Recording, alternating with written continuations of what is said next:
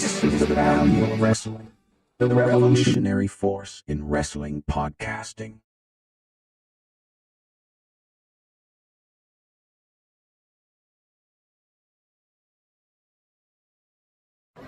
It's your boy Miguel Z with the Value of Wrestling New Japan Rebound Podcast. I've got a guest for you folks at Stockton Con.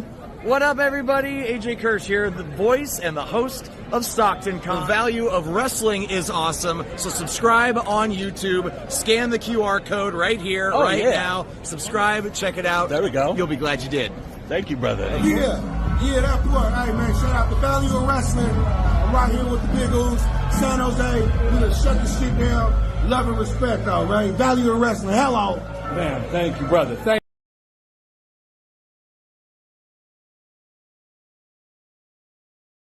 Oh, you didn't know. We're back, and yes, we have no filter right here on the Value of Wrestling. This is a special edition of the weekly roundup. We are going, and we are going to go, ladies and gentlemen. I hope you're ready for what's about to come down, because it's coming, and there's no doubt about it. Welcome to the show. Join us in the chat. Join us in the conversation as we're about to blow this out of the water, probably with no filter or ashore, ladies and gentlemen. Yeah, something like that. Repeat and echoes all in the background. But anyways, let me introduce you first, because I didn't do this in the last show. We just kind of ran through, but let me introduce you to the man. The hot tap on box, the one, the only. Paulus Clarke. The big pro, the one, the only. Oh, you know me, I'm the Big Tyme, and I love this, and I do it because I love it, and I'm going to bring it to you right here on the weekly roundup on a special edition on a Wednesday night. There won't be one on Sunday, so we thought we'd throw this out here. Lots of stuff coming out of the pipeline just in a couple of days on the magazine road to WrestleMania. And Tony Khan pooping the bed, crapping the bed, shooting his cock. I don't know. It is what it is. It's a hot mess. And we start off with, oh hell, I think that'll probably be the hottest news. So let's talk about maybe some of the lesser news, some of the stuff that's not as horrendous. Everybody needs to get off this one. Somebody got blocked by Tony Khan. They're posted on Twitter there. Interesting. You can get blocked by Tony Khan on Twitter. Anywho, bye-bye, Mr. Z. Anywho, let's talk about Redacted briefly. New news coming out about Redacted. We hate talking about this. And here's where everybody needs to shut up. Stuff came out. He put out the love letters. The Redacted put out the love letters, and they were going all over the place. And then people are saying that Paul, in one of these love letters, this woman wrote Paul, and everybody thinks it's Triple H.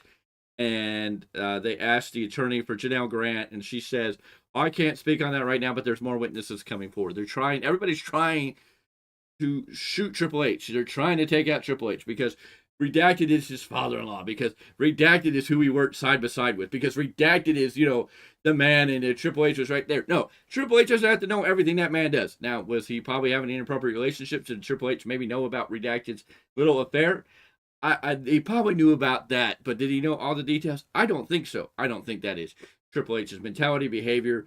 We know he's not perfect because he had his own little thing when he was with China, and then he got with Stephanie and blah, blah, blah, blah, blah. So I'm not going to sit here and say Triple H is, Mr. Perfect. No, he's not Kurt Hennig, but no, he's not Mr. Perfect. He's not Mr. Squeaky Clean. And this, in that, yes, he had his things. He faulted. He's been a good man. I don't think he knew the details, and I'm getting really tired of everybody hitting on Triple H. Gentlemen, your thoughts on all this hate towards Triple H? Like, he's got to be taken out when he hasn't been named anything. It's like everybody's trying to find a smoking gun. And, of course, yes, not everything's been put out there. Maybe Triple H knew something that he probably should have not known and should have done something. We don't know. But right now, it's like we can't shoot somebody who hasn't done anything.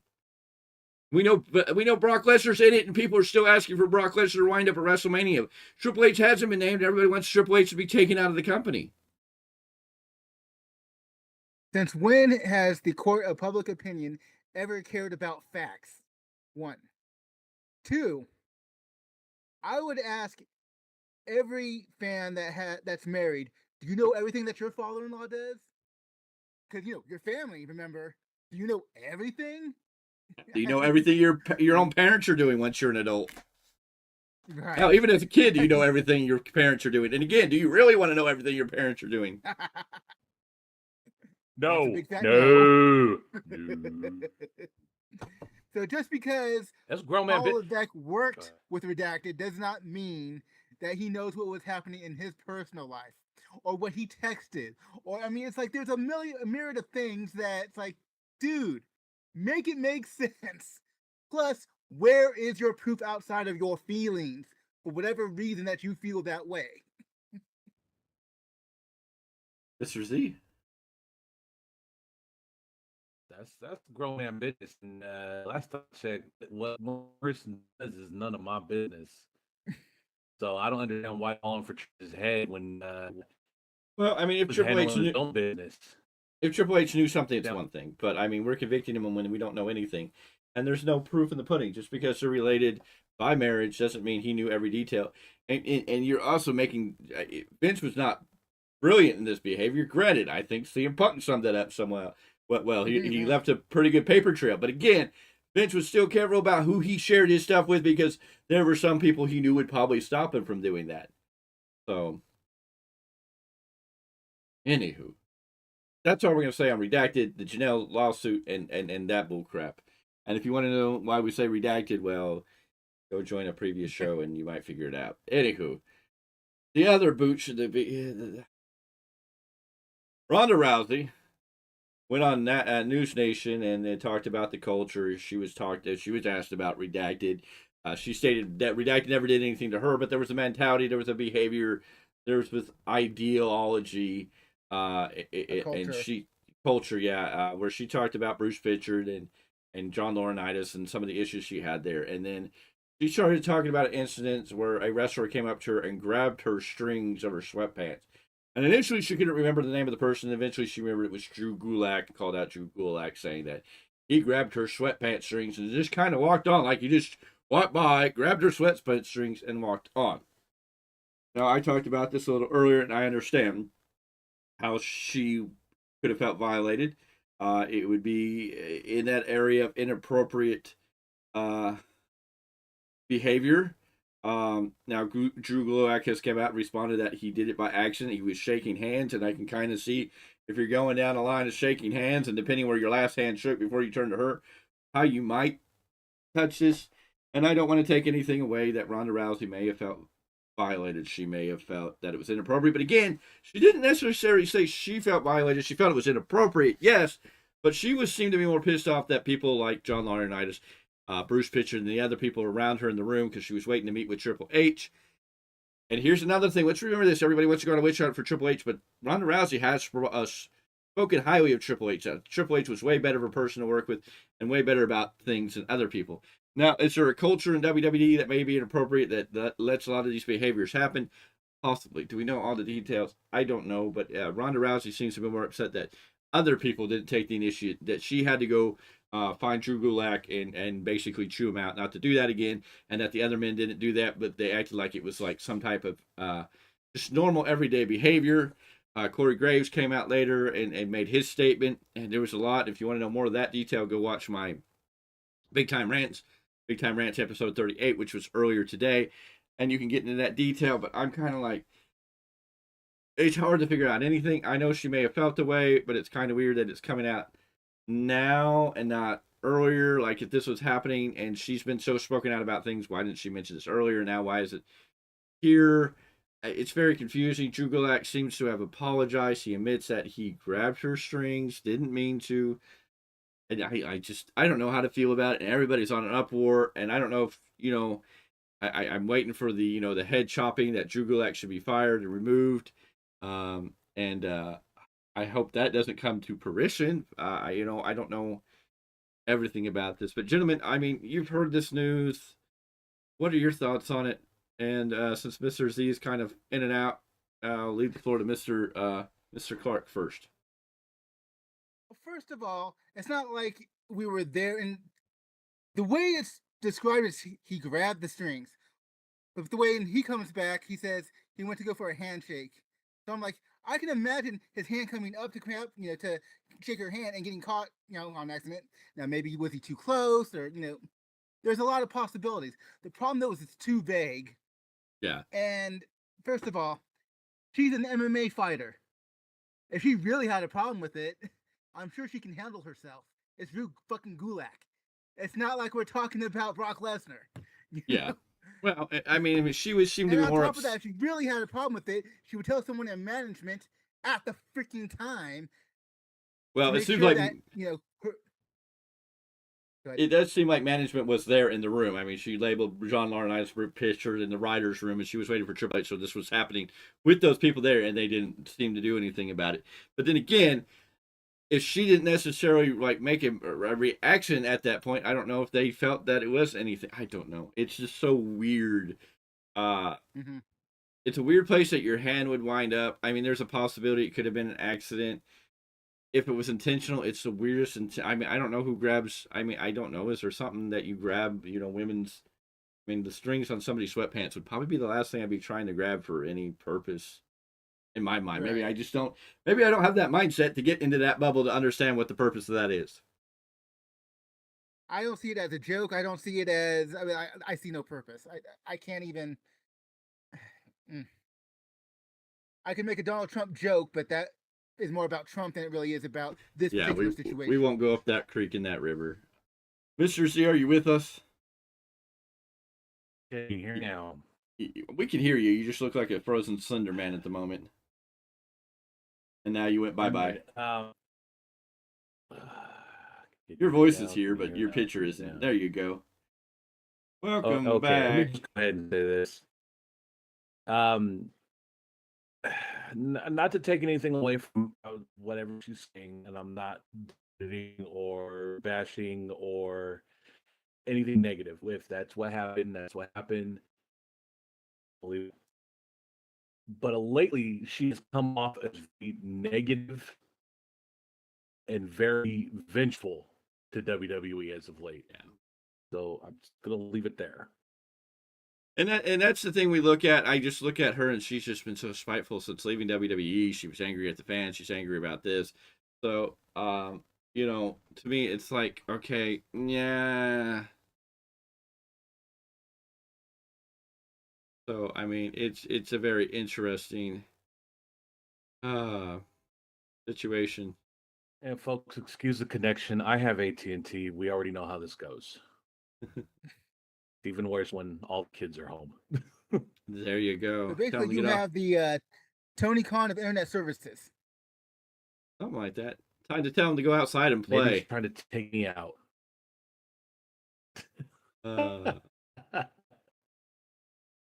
Anywho, do we have anything else before we just jump into the big CM Punk end of all this? Anything else we heard that was big? I mean, we know WrestleMania's coming up. Everything's exciting. Everything's been really good. We had it's been a great week right here. I mean, there's a lot of stuff to tune into the channel on. We had the review of the Bray Wyatt documentary. And I guess, I mean, I know you haven't seen it yet, Mr. Z, but Mr. Clarke, what were your final thoughts after watching it all the way through? I haven't watched it all the way through because it was late night, and I got through about half of it. So what was it? Yesterday, I got through the Roman one, and I got through the CM Punk interview with Ariel Whining. Yeah. I still got to go back and watch the other half of the Bray Wyatt documentary, and I'm just like, I'm still pissy at myself. Not 10 minutes and I'm already all emotional. I don't know how I'm going to feel about watching the other half. Yeah, it gets you right in the chest. And the Roman Reigns was a very good one. And then last night we had the Dark Side of the Ring with an amazing one about Harley Race. And it's really sad because we had the great one about John Tenta. Then we had the Buff Bagwell story, which was very good. And then we got Terry Gordy, which was awesome. Oh, I watched the Terry Gordy one. Terry Gordy one was amazing. And then the Bruce Beefcake just kind of like flatlined. It was just kind of mid. It just kind of didn't hit. And then last night, the Harley Race one, I drew mad respect for some of the stuff that Harley Race suffered through and just the incredible strength that he had to continue doing what he did. He almost got his leg amputated at one point. And they're like, no. And he went out and wrestled and recovered. It was incredible stories there. Incredible stories. Oh, did anybody catch WWE's newest show on X Speed? I know a lot of people are crapping on this. Most of it, but it blacked out at towards the end. So I actually don't know who won. Which one? There was 2 matches today. Oh, Ricochet and Ricochet won that one. And then they had Cedric Alexander versus Bronson Reed, which was very impressive. And Bronson Reed got a beautiful victory. Ooh. And a lot of people are hating on this, going, "Oh, what's the point of this?" I'm like, well, it's a faster paced match, so you get some more of that excitement and stuff, and it's more just a wrestling based thing, but it's quick back and forth. And when you can take a Bronson Reed and put him in here, you can possibly make Bronson Reed like a dominant monster if he goes through these people in like 1 minute, it builds up. Plus, if you get 2 guys on this show that have a really good match, they might get to wind up on a Raw or a SmackDown and have a little bit more time. So, I mean, why not give more time to the people on the show, even if it is a 3-minute match? And as we understand it, there's eventually going to be a speed championship. Yes, they're having the tournament right now. Axiom and JD McDonough wrestle next week, I guess, or next Wednesday. And then I don't know what the other matches are, but these are all the men that are going to be in this tournament. It started today for the Speed Championship. So there is going to be a title, so there is going to be something to it. But this is basically going to be more about quick wrestling.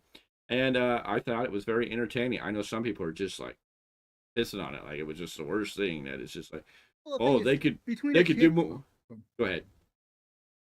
Between having a championship, which gives a bit of stakes, they could make it where, whoever the champion is either is on a kickoff show, make that important, or maybe the lower card of a PLE. I mean, it's like there's things they can do with this to still give it more gravity and more weight.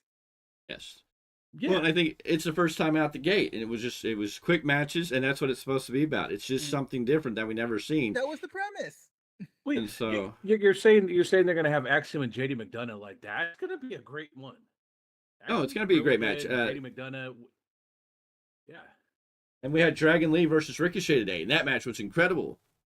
And then you had Cedric Alexander versus Bronson Reed was a really good match, and he let Cedric Alexander show some of his skills and what he can do, and in there with a big guy. I mean, and this could be a great chance. This is where a good time for Wardlow would become over to WWE if they took him through NXT and then put him on Speed, where in less than a minute he was dominating opponents. You could build up an impressive thing with this guy. I mean, you could do the Goldberg treatment there and get this guy over. When you said Cedric and Bronson Reed, I'm over here thinking like, damn, like how the heck would Cedric get him up for the lumbar check? That's a lot of bull. That shit ain't happening. Cedric Alexander didn't win, but he had a very, very good showing. Good. That's what got Cedric signed to begin with, thanks to the Cruiserweight Classic, was because he had great showcases. Him and TJP had a great match. Oh, hell yes. Anyways, I guess quick, it's... Go ahead. Since we're before we move on, from the I'm gonna go ahead come from the New Japan end here tomorrow night. Josh Barnett's Bloodsport. We're gonna have Minoru Suzuki against Royce Isaacs is one of the fun to have, and Josh Barnett against Johnny Bloodsport. And don't forget WWE's own Shayna Baszler against Misha Slamovich, I believe her name is. Oh, Misha Slamovich from TNA. Slamovich, yeah. That will be tomorrow. It's gonna be an interesting match because they both got them skills. Tomorrow night, folks. And it's Masha Slamovich. I'm sorry, Masha. I just did Masha. Yeah, get there. Suzuki do Masha do the take it there. Okay, now that you're talking a foreign language. Anyways, here's another big social media constraint. Bubba Ray Dudley taking heat from Alice in the Ring. Alice in the Ring went on Twitter and decided to open her mouth.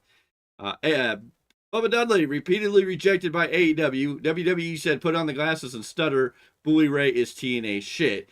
He's hurting and rejected. Needs to believe he's got something to teach people half his age who have already lapped him in his career several times over. Somebody dumping hard on Bully Ray, Bubba Ray, Bubba Dudley. Oh my God. And this is just ignorance.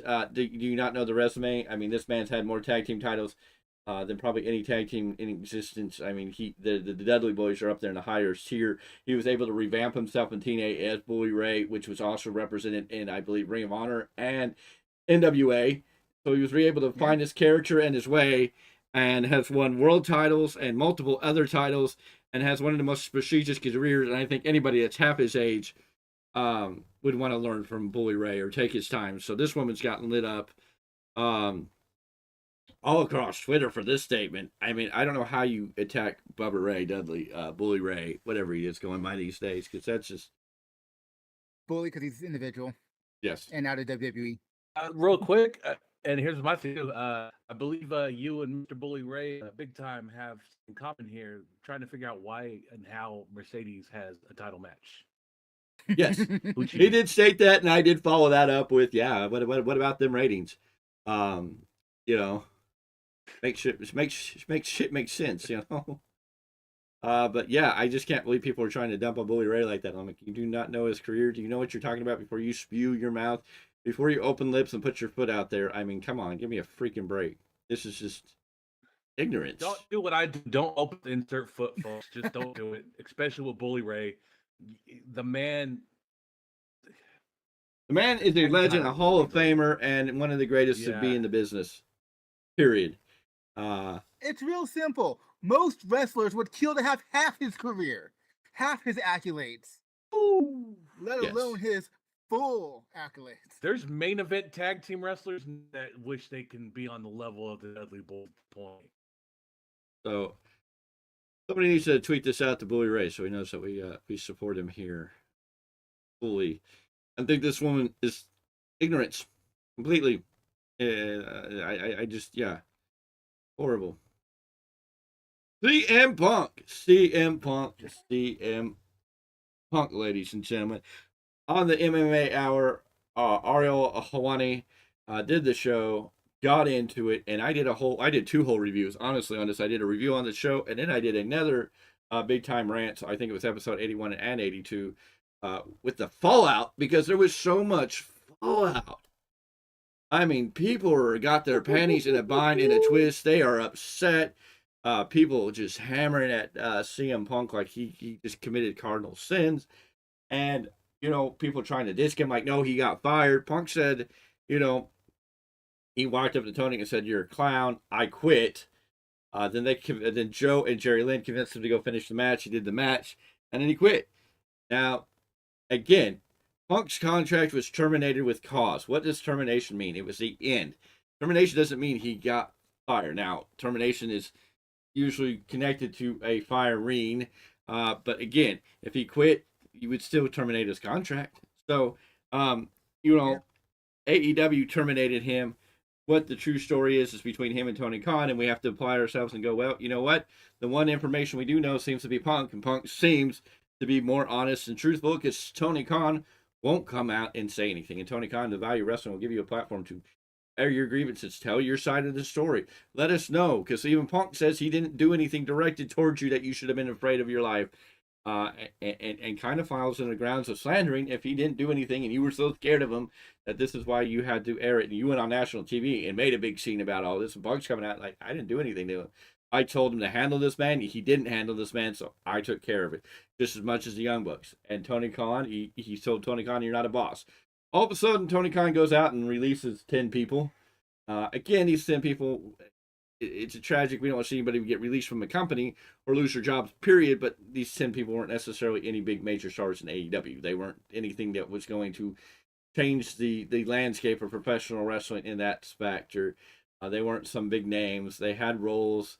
Some of them were bigger roles than others, but most of them were just kind of there. I mean, maybe one of them had something to do with Ring of Honor. I know Mr. Clarke's dying, so I'm just going to give it to Mr. Clarke. He has something he wants to interject on this. The hypocrisy is Tony Khan has publicly stated that he would not release anyone. Now, I mean, if it was like a Me Too thing or, something like that, there's cause, that's one thing. But he would not release people for budget cuts. He would let them write out their contract and just not re-sign them. Now he's releasing people. So why are we supposed to believe you when this is something he has said publicly? Well, and the This timing. raw speech that we got from Adam Copeland. Well, I haven't gotten there yet. Tony Khan's avatar tonight.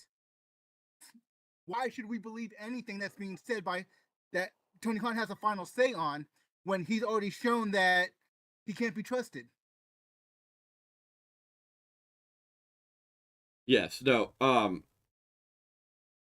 Tony Khan got called out by CM Punk for not being a boss. And all of a sudden he's releasing 10 people. And then we get to Wednesday and the fallout's still just spewing out over Punk on an interview. And not only that, today, look in the chat, gentlemen. I think you'll find something very entertaining there while we're waiting. But today, Cody Rhodes went on the MMA Hour and praised AEW, praised the Young Bucks' name, praised Kenny Omega, list off several of the names of AEW, and praised Tony Khan. And gave them their flowers and said he was happy with everything they've done and everything they've given and what they're doing, that he's proud to see where it's going, and given high praise to it today. And then Tony Khan goes on national TV. Tony Khan goes on national TV.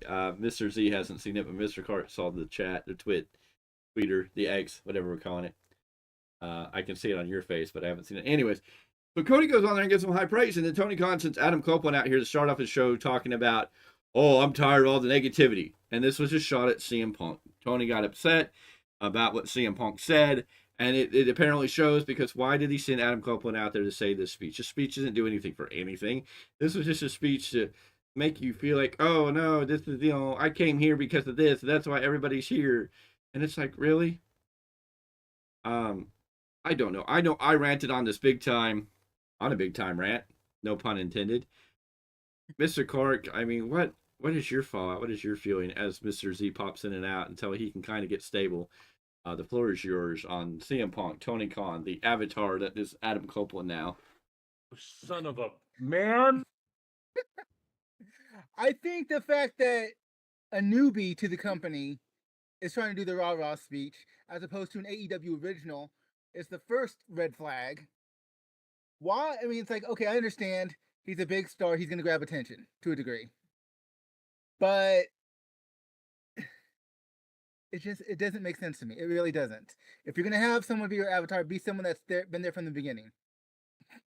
Yeah, it was very weird to see Adam Copeland go out here and do this type of speech and try to get stuff over and say we all love pro wrestling, which, yes, we all love pro wrestling. If we critique pro wrestling, we love pro wrestling. At least he said that. There's some people out there like, oh, if you critique pro wrestling, you don't know. At least he didn't go off on the deep end tangent, but it was still just really weird for Adam Copeland to be super cheerleader for AEW. And it's like, you've been here for a cup of tea and been a 2-time champion already. Give me a break. It's as bad as the fact that Sheeta's been a 3-time AEW women's champion and this company's only 5 years old. Having multiple championship runs already in a company that's so young, it takes away from the championship. Mr. Clarke. And on top of this, the fact that it did nothing for current storylines. How did this add to Dynasty? How did this add to the show? Just for tonight. I mean, the rah-rah speech was something that you could have added as a digital original or something, the way TNA has done in the past. Well, the bad part is he introduces Will Ospreay to come out, so it just really feels, and he didn't even get Will Ospreay's name right. Anyways, he kind of felt like a side character. Like Adam Copeland's stock just fell even more for me in the company after this. Mr. Z, you look like you stabled out. Let's talk about it. CM Punk, not that you stabled out in AT&T. We've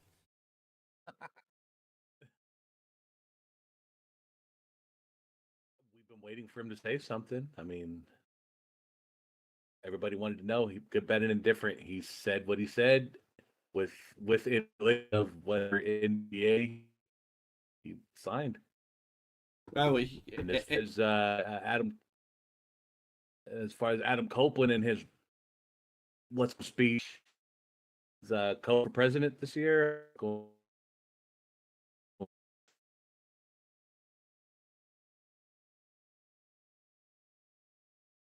Wow. Okay. There's sorry, I just read something that just kind of threw me off here, but yeah, no, I mean everybody wanted to hear what Punk said. Punk came out and said his truths, said his story, called Tony Khan not a boss, called this company not a company about making money.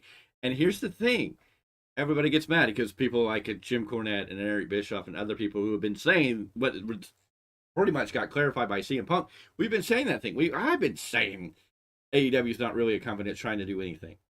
And Mr. Clarke slowly shifted from, no, they're a company that I can't fight with you anymore. Now, Mr.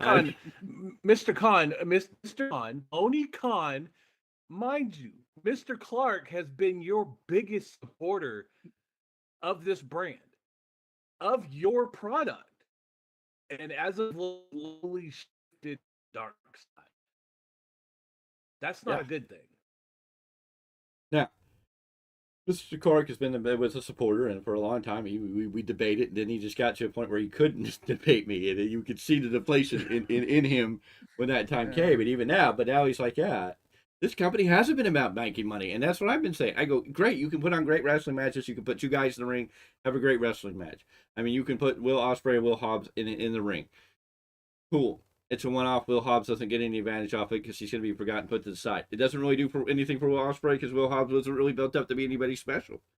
Sorry to Will Hobbs. We love Will Hobbs. I hate saying this stuff because then I feel like people are going to try and say, oh, you don't like Will Hobbs. No, I love Will Hobbs. He's a great wrestler. He's got some talent. He had a great match with Will Ospreay, but it didn't do anything to better his place in the company, and they're not going to do anything to follow up with it. And Will Ospreay is great, but this didn't really do anything for him. He's supposed to be going up against Bryan Danielson.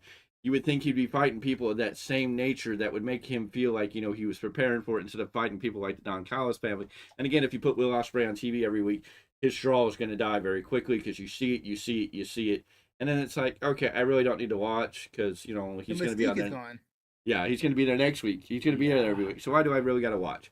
And then Will Ospreay is going to slowly deteriorate into just a common man. And that doesn't help.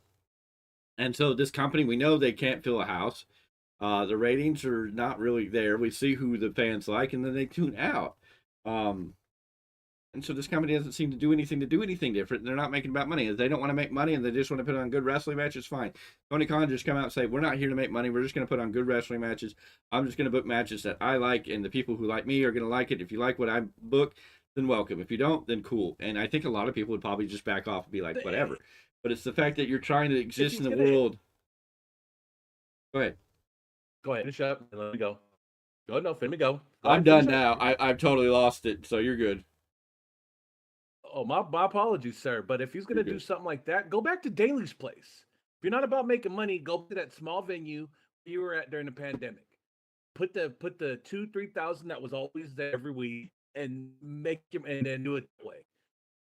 Don't go out to these billionaires, fill a house and only fill the camera side. I'll tell you right now, we came to the Stockton Arena, Rocky filled it up. You could mill up a small inside. All right.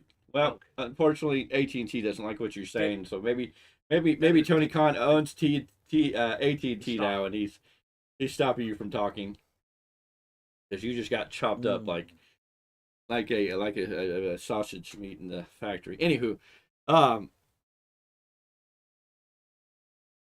Tony, if you want to be where the big boys play, if you want to compete, if you want to put on your gloves and come in like you're Ali, and go for it.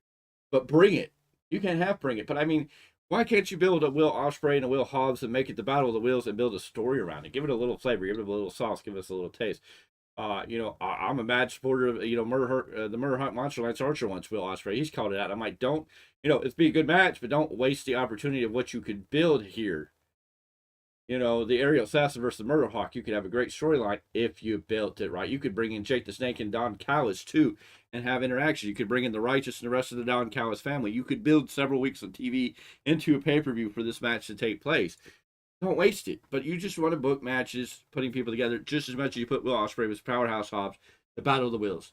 That's something you woke up and just like, oh yeah, tonight you gave us Bryan Danielson versus Lance Archer. You just throw, and not even, on the same day of the show, you're still booking matches and then throwing them out there with no build and hoping people watch. That's not what's going to draw in watchers. It's Bischoff, Cornette, all these people. Why are they telling you the same thing? Because it's freaking truth. Mr. Z, you went to San Jose. You went to the Battle of the Valley. It's a New Japan show. great show. New Japan is what it is. It has a particular audience that they're catering to. But it wasn't a massive, it wasn't a WWE crowd. It was a full building, right? No, No? full packed out. It was a full packed house, but what was Yeah, it, 2,000, 3,000 people? 3,200. 3,200 people came to that show. They booked it in an arena that made it feel full, and they had a great show. Now, if you would have went and watched that show in the Golden One Center or the Staples Center, would have you felt it would have been the same exact show? Selling the same number of seats, but a bigger arena. No, not at all. No, it'd be dumb.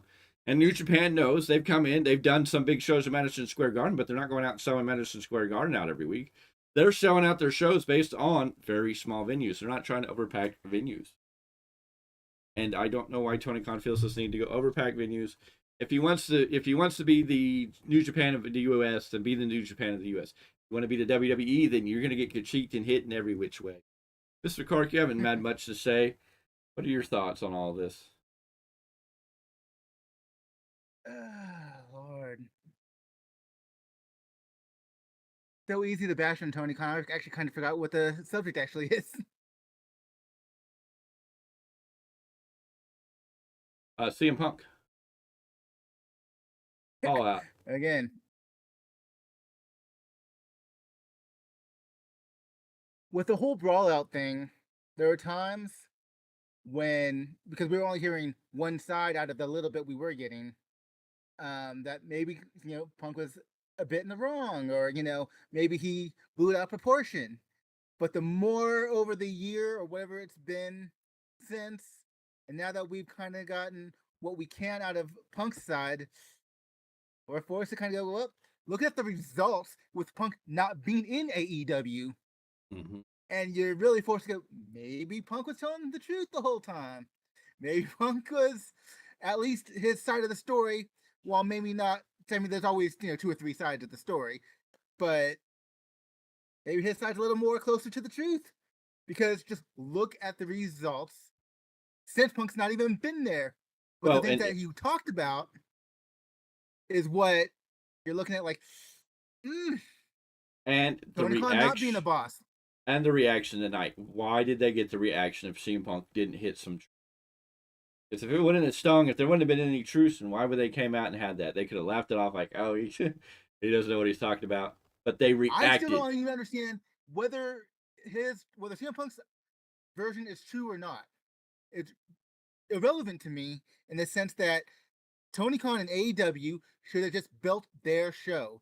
There should have been no indirect, commentary on it, and just make their company the best that they know how. No, they reacted to tonight. What Adam Copeland did was a reaction. Whether what he said may not have been a direct, reaction. It wasn't a reaction because that negativity. The only negativity that could have existed for AEW this week, period, was CM Punk, and they released some people. That would have been the only things that would have been reported in some fashion as negative. And releasing some people, these weren't big names. So, I mean, it's the fact that CM Punk went out there and talked about AEW and called it out there. And then Adam Copeland's coming out going, oh, the negativity, we don't want to, don't get on the negative. This was a direct reaction to what CM Punk said. And the other fact is, I know a lot of people are like, oh, but it can't be that bad because Cody was singing their praises. Cody is always going to be a consummate professional. Cody is a different person than CM Punk. And Cody Rhodes was there at a different time than CM Punk really was. He was there as CM Punk was coming in the door. Cody was going out the door pretty much. So they had very brief interactions, very brief time there. And when Punk was first there, Punk was very happy, even admitted. He's like, I liked it at the beginning, and then it just kind of fell apart. So a lot of it looks like, was Cody the biggest catalyst of what was keeping the structure and the processes there together? Was he the one that was keeping Tony Khan maybe in line or being able to do what he did? Because even if we go back far, once Cody left, AEW kind of stumbled. Yes, they had Punk there, and Punk just drew the ratings. But what show was being watched more, Dynamite or Collision? Collision was blowing the ratings out of the water. Dynamite was a weaker show. Why was Collision being watched? Because Punk was there, and Punk was pretty much, as he put it, and as we've been told, was pretty much in charge of that show. That was his show. Punk's gone, now all the shows suck. What does that say? I mean, Cody was there, and it seemed like now Cody's gone, and we've never really figured out why Cody and Tony had a fallout. We just know somewhere between Cody and Tony, and I mean, it's hard to walk away from your baby, and you can't tell me that Cody walked away to go back to WWE to win the title his father never won. It's a great story, but when you've invested into a company, I mean, I don't see Cody necessarily walking away unless it was just like he wasn't, I'm assuming at this point it was just business/creative differences. Yes. Because why does Cody only want to be talent only at this point? And that's what he has said. And he just wanted to be talent instead of management. And he just re-signed with WWE, so he does have intentions to go back there.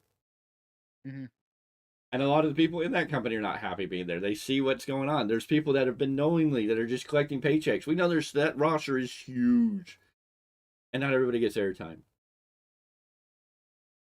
I mean, where's Miro? 3 freaking shows. Where's Miro? Who?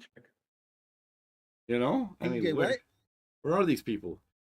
Watch Spears and Lex Dean look like $1 million. Well, and Jade Cargill, I mean, she's been made in WWE now. Made. And of course, now we can't talk about MJF is probably signed with AEW, but I mean, he has stirred up the pot coming out of the silence today, going after The Rock, not only for whipping Cody, but basically buying portraits from his ex-girlfriend. It's great. And of course, I guess this lady here at Morgan_Moore_96, Morgan Holly Moore, retweeted the Maxwell's comment today where first you steal my glorious ideas to last Cody, then you try to cop art from my ex. I'm a fan and all, but Dewey, leave me alone, which was great. That was MJF. Well, I guess MJF had somebody come out and tell him, your ex left you because you couldn't stop messaging e-whores like me on the internet. So, who knows what Maxwell's getting himself into. People coming at him. But Maxwell, MJF hasn't made any noise. All of a sudden, he comes out going after The Rock. Of course, now he's going to spin everything. But he is going to show up at WrestleMania now. I doubt it because as far as I understand it and what I gather, he's still signed with AEW. But Maxwell making a little noise from him. But there's another thing that Tony Khan is missing out on. How you have Adam Cole hurt and he's on TV. Why is Maxwell not there on TV? Or at least, why are we not talking about Maxwell Jacob Friedman? Why aren't we building him for his return? Why aren't we making hints? You've wasted Okada. You've wasted Monet. And I don't know how much longer you're going to be able to hold up Ospreay before that gets a burning bridge, especially when he's fighting people like Will Hobbs. And you're kind of like, it's a good match, but you didn't even build anything towards Dynasty. You had the previews last week, and you had Ospreay and Bryan walk past each other, have a little brief stare down, but you didn't even, push anything. There was just nothing there that was like. Not about Dynasty. I wonder why. Dynasty's a big pay-per-view coming up in January 21st, or not January, April 21st. I almost wonder if a part of the reason why WWE has writers is because ultimately a lot of the wrestlers are going to be out for themselves. At least the writers are for the company and trying to keep the show glued together. Does that make sense? Mm-hmm. Yeah. Because obviously Tony Khan does not have the mind of, hey, we need vignettes, or hey, we need interview segments, or something that helps build stories. It's not about building we're not like storylines. WWE. We don't have writers. We have a booker and we have, whatever. Oh, whatever. but they do have writers now. They brought in Pepperman and a couple other people, so they do have a creative team. They have a team. They have like 2 or 3, as I'm hearing nowadays. But I mean, Tony doesn't really rely on them. Tony books for his fans. Tony books for what he likes as a mark, which makes him a mark. Always will be a mark because he books the matches that he wants to see. He doesn't care if it makes sense. He doesn't care if he burns them all out. I mean, if Will Ospreay's already gone through the Don Callis family, what is next? After Bryanson, what is next? Is there really anybody after Bryan Danielson? Yes. Is there really anybody for Ospreay after him right now? Well, I think that's a fair question too. Is there anything for Okada? I think the same question applies to both. I feel like Okada's already just flatlined. They gave him the Continental Champion to win over Eddie Kingston in his first singles debut match, and you're just kind of like, cool, okay. But again, he's not being featured as the badass that he's supposedly to be in New Japan. I mean, his match with Eddie was not that good. No, not for what we've that's been. where the birth not of soft serve Okada. came from. The birth of soft serve. There we go. So I mean, I don't know. Okada may not make it very long because I already feel it. He's already associated with the Young Bucks, and the Young Bucks are one of the teams that are bringing in the lowest ratings. It's proven statistically. When the Young Bucks come on TV, people are turning it out. The Young Bucks are not interested. The Young Bucks matches are pretty much the same. It's 10, 20, 30 minutes of flippity floppity, high flying back and forth, near pin, pin. But wait, we're gonna get them and FTR for 50 time. Yes, we're gonna get Young Bucks FTR for is what it's looking like for these tag team titles.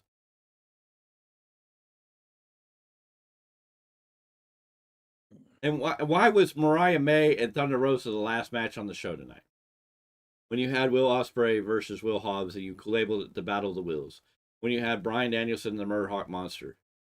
When you had the Young Bucks and Private Party. I mean, or not. What's a private? No, the Best Friend. Sorry.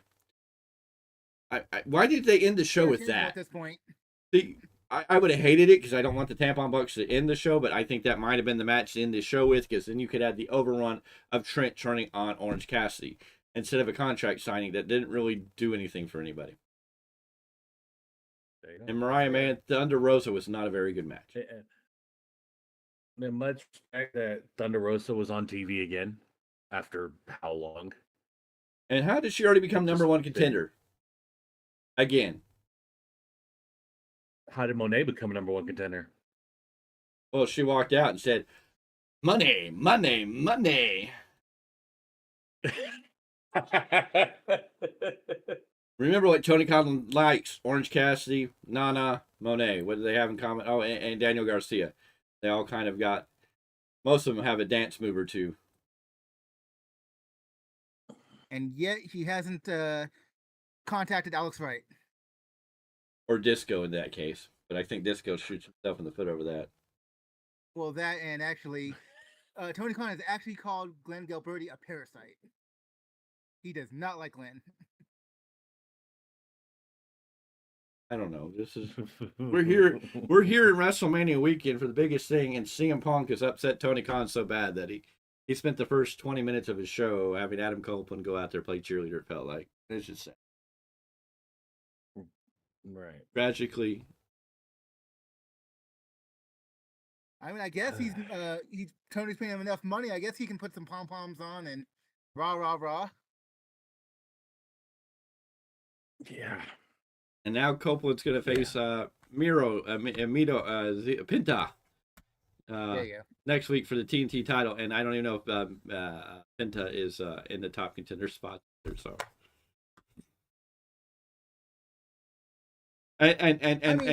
and Roderick Strong's taking somebody on Rampage, some guy named Lance something, for a elimination match for the international title. Some no name guy. So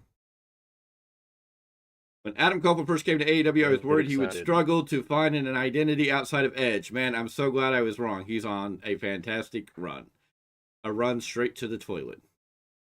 Because that's where I find myself going. To vomit. After tonight's bullshit. Edge tried to cut an enjoyable wrestling promo and immediately got massive feedback from the mic. Yeah, even the mic hated Copeland tonight. Even the mic was trying to save Adam Copeland from himself. Well, check it out this way. WWE gives you the Brahma Bull. AEW gives you the bull. Yep. The bull crap. Mm-hmm. Exactly. And you wonder why which company is number one. Really? Ladies and gentlemen, it's been great. It's been fun. This has been your weekly roundup. We've gone over everything that's going on right now. CM Punk has just got AEW all up in a fizzy. Got Tony Khan pissed in all types of stuff. Anyways, Gentlemen, I thank you for being here. We hope you, if you like Dynamite, didn't like Dynamite, we did a review on that. You can go talk about that there. If you agree with us, disagree with us, that's fine. We're all here. You're welcome to your opinion. Drop your comments below if you're watching this later, watching this now, whatever. Make sure you give this video a thumbs up. Ring that bell for notifications because we got new content. We got tomorrow, this week, the weekend preview coming out, so that'll be there. I'm sure there'll be some other videos coming out. We got This Day in Wrestling History, episode 183. The halfway mark happens tomorrow, so be ready for that. We'll be here Friday with your SmackDown review and Hall of Fame talking about. So a lot of stuff going on Friday, and then bam, it's Sunday, it's Saturday. It's going to be WrestleMania 40, babies. It's going to be busy. WrestleMania. Exactly. So we're going to get out of here for the night. We're going to call it a good night. Miguel is going to go figure out how to make AT&T work, because hopefully by this weekend, he's going to need to be in better shape to be on this show. So let's get there, and we will see you on the next one. Say goodbye, gentlemen. Tell them adios. Goodbye, gentlemen. Goodbye, Tell them gentlemen. so long.